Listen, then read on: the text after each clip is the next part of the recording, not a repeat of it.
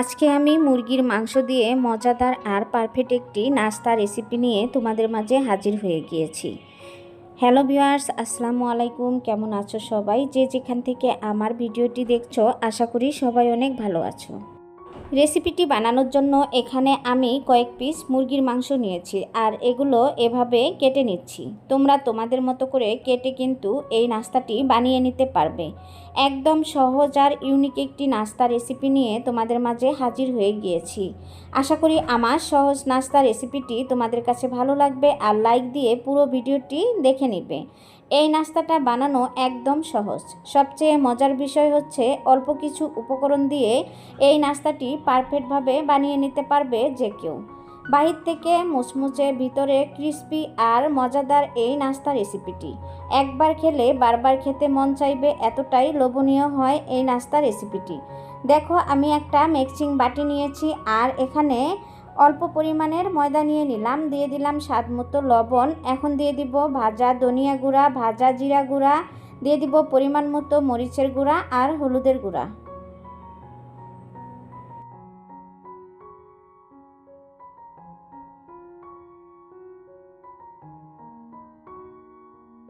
সবগুলো উপকরণই দিয়ে নেওয়া শেষ। এখন আমি একটা চামচের সাহায্যে অনবরত নেড়েচেড়ে সবগুলো উপকরণ ভালো করে মিশিয়ে নিব।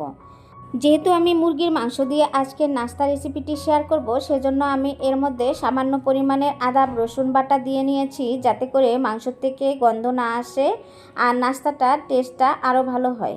দেখো, এই যে মিশিয়ে নেওয়া শেষ। এখন এর মধ্যে দিয়ে দিব একটা ডিম। তোমরা যতটুকু পরিমাণের নাস্তা বানাবে সেই অনুযায়ী কিন্তু ডিমটা দিয়ে নিতে পারবে। এখন ডিমটা সবগুলো উপকরণের সাথে ভালো করে মিশিয়ে নিচ্ছি।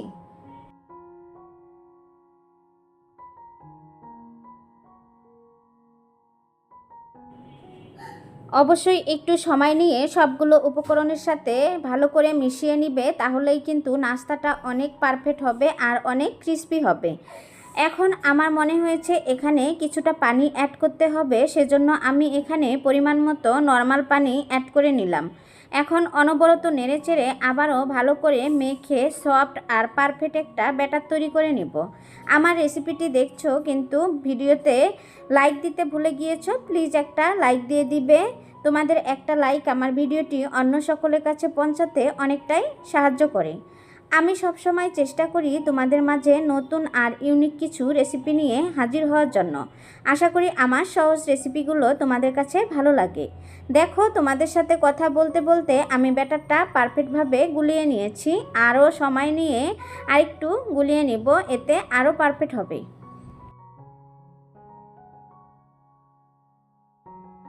আমি যে আগে থেকে মুরগির মাংসগুলো কেটে রেখেছিলাম সেগুলো এই ব্যাটারের মধ্যে দিয়ে নিচ্ছি। আর এগুলো দিয়ে ব্যাটারটার সাথে ভালো করে অনবরত নেড়েচেড়ে মিশিয়ে নিতে হবে। অবশ্যই সময় নিয়ে কিন্তু নাস্তাটা বানিয়ে নিবে, তাহলেই কিন্তু পারফেক্ট হবে। আমি আবারও বলছি,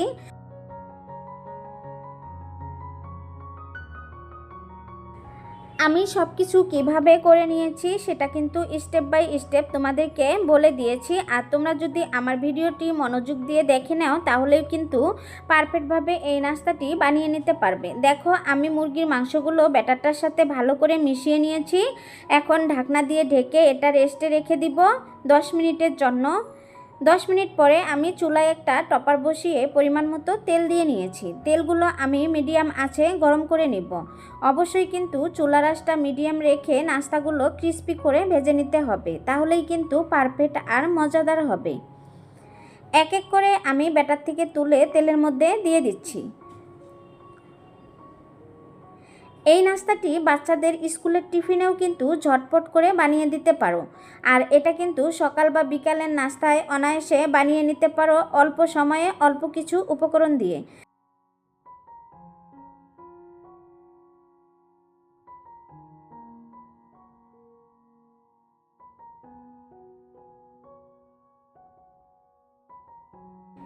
এক এক করে আমি সবগুলো দিয়ে নিয়েছি। এখন আমি এক পাশে দেখো হয়ে গিয়েছে, উল্টিয়ে দিচ্ছি। আর উল্টিয়ে পাল্টিয়ে ক্রিস্পি করে এই নাস্তাগুলো ভেজে নিতে হবে। একটু সময় নিয়ে কিন্তু ভেজে নিতে হবে, তাহলেই কিন্তু ভিতরে যে আমি মুরগির মাংসগুলো দিয়েছি সেটা কিন্তু পারফেক্টভাবে সিদ্ধ হয়ে যাবে। অবশ্যই সময় নিয়ে কিন্তু ভেজে নিবে, আর চুলার আঁচটা মিডিয়াম রেখে ভেজে নিবে। তা না হলে কিন্তু মুরগির মাংসগুলো ভিতরে কাঁচা থেকে যাবে আর উপর দিয়ে কিন্তু পুড়ে যাবে। এটা কিন্তু অবশ্যই তোমাদের খেয়াল রাখতে হবে।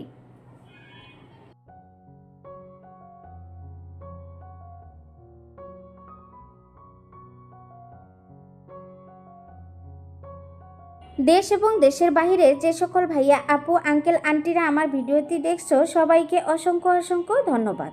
যারা আমার চ্যানেলে নতুন এসেছো, ভালোবেসে চ্যানেলটি সাবস্ক্রাইব করে দিবে, পাশে থাকা বেল আইকনটি অন করে রেখে দিবে। আমি যে কোনো সময় নতুন ভিডিও আপলোড করার সাথে সাথে তোমাদের কাছে নোটিফিকেশন চলে যাবে, আর সময় সুযোগ বুঝে আমার সহজ রেসিপিগুলো দেখে নিতে পারবে।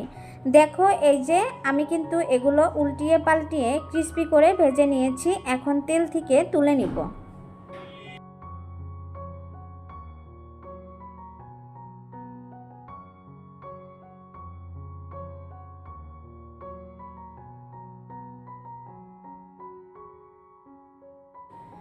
সবগুলোই তেল থেকে তুলে নিচ্ছি একটা প্লেটে। আমার এই সহজ রেসিপিটি তোমাদের কাছে কেমন লেগেছে অবশ্যই কমেন্টের মাধ্যমে জানিয়ে দিবে। তোমরা যদি এভাবে মুরগির মাংস কখনো ফ্রাই করে না খেয়ে থাকো, তাহলে আজকের ভিডিওটি তোমাদের জন্য। একদিন হলেও বাসায় ট্রাই করবে, দেখবে একবার খেলে কিন্তু বারবার বাচ্চারা এই নাস্তাটি বানিয়ে দেওয়ার জন্য তোমাদেরকে রিকোয়েস্ট করবে। এতটাই মজাদার আর এতটাই লোভনীয় হয় এই নাস্তাটি। দেখো, আমি এক ব্যাচ ভেজে নিয়েছি, আর আমি একইভাবে দ্বিতীয় ব্যাচের নাস্তাগুলো পারফেক্টভাবে ভেজে নেব।